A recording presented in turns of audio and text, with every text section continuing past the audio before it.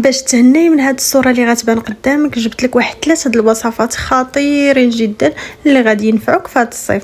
وإلا كنتي مهتمه كملي الفيديو حتى الاخير. وعلى بركه الله نبداو الوصفه الاولى.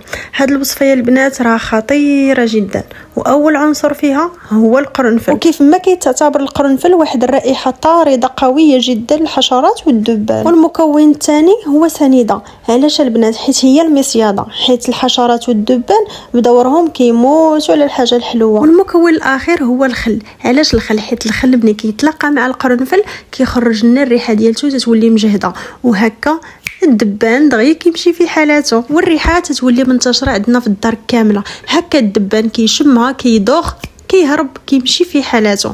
وهاد الوصفه يا البنات راها معتمده في هذا الصيف.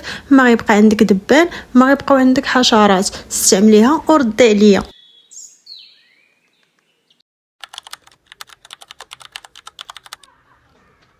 الوصفه الثانيه غترد دارك كتشعل وريحتها كتهبل. غادي نصاوب معكم واحد الفانوس طبيعي 100% اللي غادي يخلي لك واحد الريحه ديال الانتعاش، وكذلك غيطرد لك حتى الحشرات. كيف ما شفتوا في الصوره غنشدوا حامضه غادي نقسموها على جوج. غادي نجيبوا هاد لي كوردون هادو اللي كيكونوا في كل دار بطبيعه الحال، وغادي نغرسوهم كيف ما كتشوفوا معايا في لا فيديو في الحروفه ديال الحامضه. وإلا بغيتي تخوي الحامضه شي شويه راه بوسيبل. انا ما خويتش الحامضه حيت بغيت غادي نستافد من داك اللب ديالها. وكملوا لا فيديو باش تعرفوا شنو غادي داك اللوب ديالها شنو غادي يدير. والحامضه باش تبقى لك جالسه داك الراس ديالها ضروري البنات ما نقطعوه بحال هكا بالموس ونقادو. كيف ما كتشوفوا انا راه كنقطع وكنحط عينكم ميزانكم.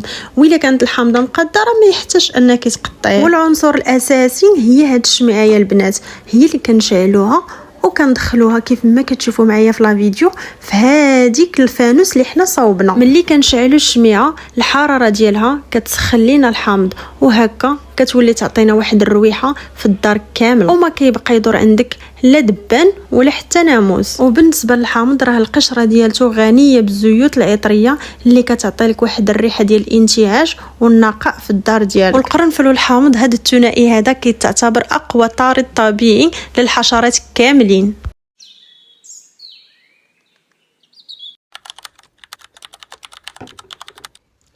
وبالنسبه للوصفه الثالثه والاخيره اللي هي الترند دابا وكلشي كيديرها وكلشي كيهضر عليها، هي هاد الوصفه اللي كنفزقوا دوك لي كوطون ديسك بكل واحد شنو كيدير. انا فضلت نديرها البنات جولدن داست المعطر ديالي. ومن الاحسن اختي حتى نتيا صوبيها بمعطرات الجو يكون احسن.